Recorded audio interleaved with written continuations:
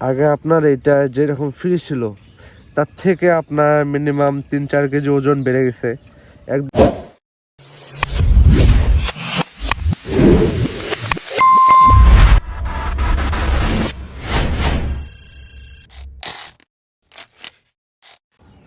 আসসালামু আলাইকুম, আশা করি সবাই ভালো আছেন। তো বেসিক্যালি এই যে আমার হিরো হোন্ডা, যার মধ্যে R15 ভার্সন 2 এর ক্লিপ-অন হ্যান্ডেল বারটা ইনস্টল করা হয়েছে এবং ইনস্টল করার পরে যা সুবিধা অসুবিধা সেগুলো দেখাচ্ছি। প্রথমত, আর এর যদি আপনি রাইডিং পজিশনে বসেন, আগে আপনার এটা যেরকম ফ্রি ছিল তার থেকে আপনার মিনিমাম 3-4 কেজি ওজন বেড়ে গেছে। একদম ওজন বেড়ে গেছে, ঘাটটা একদম অনেক হার্ড।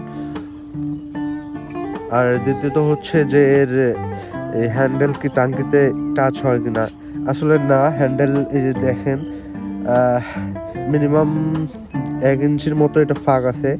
এটা আমি যদি আরও আপ করতে চাই তাহলে আমার এখানে সিস্টেম আছে, এটা এখান থেকে আমি এটা আপ করতে পারবো, তখন টাঙ্কিতে টাচ হওয়ার কোনো সম্ভাবনা নেই। এখনও নাই, টাঙ্কিতে টাচ হয় না, কিন্তু এই যে এটা ঘোরাতে পায়ে এখানে টাচ হচ্ছে।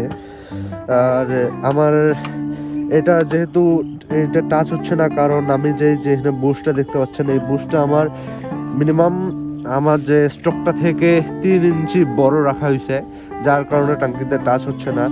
আর এটা রাখার কারণেই এটা যেন টাঙ্কিতে টাচ না হয়।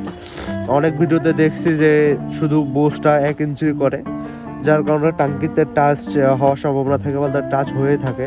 সেই হিসাবে করে আমি এটা 3 ইঞ্চি বুশটা বানিয়ে নেওয়া হয়েছে। বানানোর পরে এটা ইনস্টল করা হয়েছে, যার কারণে এখানে টাঙ্কিতে কোনো টাচ হচ্ছে না।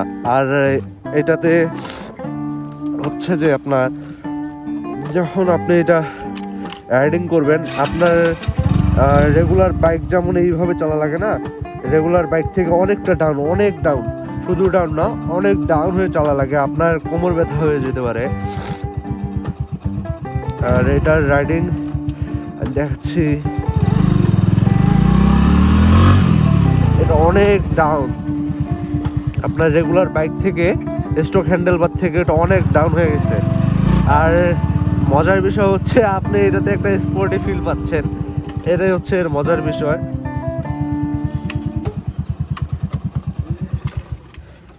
এটা যদি আমি আপনাদের ফ্রন্ট লুক দেখাই,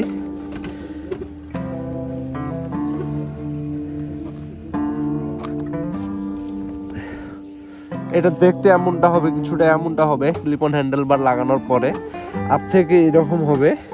আর যদি আমি রেয়ার থেকে দেখাই তাহলে এই যে কিছুটা এমন দেখতে হবে। আর এটার মেইনলি সমস্যা পাচ্ছি একটাই, সেটা হচ্ছে যে এর হ্যান্ডেল বারটা অনেক ভারী, যা বলার বাহিরে, অনেক ভারী হয়ে গেছে। এই দুইটার বুশের ওজন হবে 2.5 কেজির মতো, হ্যান্ডেলের ওজন আছে, সব মিলে এটা একটু মুশকিলে হার্ডলি ভারী হয়ে যায়। আর এটা আশা করি চালানোর মাধ্যমে কমফোর্টেবল হয়ে যাবে, তখন আর অভ্যস্ত হয়ে গেলে এটা সমস্যা হবে না। তাছাড়া বাইকার তেমন কোনো সমস্যাই দেখতেছি না।